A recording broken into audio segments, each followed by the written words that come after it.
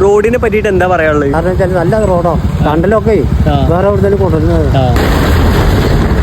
ഇവിടുത്തെ നാട്ടുകാരോടും പുറത്തുനിന്ന് വരുന്ന ആൾക്കാരോട് ചോദിച്ചു നോക്കാം നമ്മുടെ റോഡിന്റെ ഇപ്പോഴത്തെ അവസ്ഥ എന്താണ്, അവർ ബുദ്ധിമുട്ട് അനുഭവിക്കുന്നുണ്ടോ ഇല്ലയോ എന്ന്.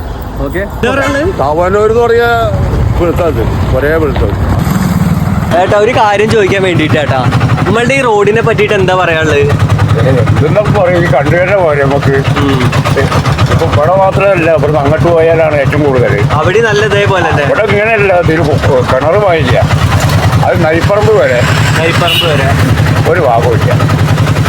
ഒന്നില്ലെങ്കിൽ റോഡ് അടച്ചിടുക, അല്ലാന്നുണ്ടെങ്കിൽ ഇത് ശരിയാക്കുക. ഇതിന് ഒരു പരിഹാരം ഇല്ലാന്നുണ്ടെങ്കിൽ ജനങ്ങൾ ഒന്നാകെ ഇറങ്ങാനാണ് ഇപ്പം നമ്മൾ അങ്ങനെ തീരുമാനിക്കുന്നത്. ജനകീയ പ്രക്ഷോഭമായിട്ട് ഇറങ്ങണമെന്ന് ഒരു ഉദ്ദേശം. അതിന് മുന്നേ അവർ ശരിയാക്കുകയാണെങ്കിൽ ശരിയാക്കട്ടെ. ബുദ്ധിമുട്ടാണ് ശരിക്കും റോഡിനെ കൊണ്ട് ഇവിടെ അനുഭവിക്കുന്നത്. പ്രത്യേകമുള്ള സമരങ്ങൾ നടത്താനോ പിടിക്കാനോ ഇവിടുത്തെ ജനങ്ങൾ മുന്നിട്ട് ഇറങ്ങാത്തോണ്ടാണ് ഇപ്പോൾ നന്നാവാത്തത്. ഇത് ജനങ്ങൾ ഇവിടുത്തെ ഗവൺമെന്റ് ഇവിടുത്തെ ഭരണാധികാരികൾ തിരിച്ചറിയാത്ത കാലം വരെ ഇത് റോഡ് നന്നാവാൻ പോണില്ല. വണ്ടികളൊക്കെ പോകുന്നൊരു സ്ഥലമാണ് ഇവിടെ. ഐഡിയ സ്കൂള് മറ്റുള്ള കാര്യങ്ങളൊക്കെ ഉണ്ട്. അത് ഗവൺമെന്റിന്റെ ശ്രദ്ധ ഇല്ലാത്തതുകൊണ്ട് തന്നെയാണ് ഇപ്പോൾ എത്ര വർഷമായി ഒരു വന്നിട്ടില്ല, 5 വർഷത്തിന്റെ മേലായി ഇപ്പോൾ ഈ കോളേജിലേക്ക്. നമ്മൾ സാധനം ഇറക്കലിനെ നിർത്തി കഴിഞ്ഞു.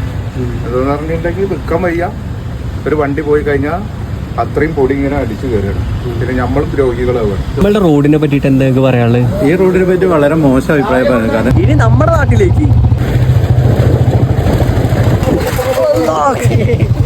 കണ്ടാ നല്ല പവറാ റോഡ്.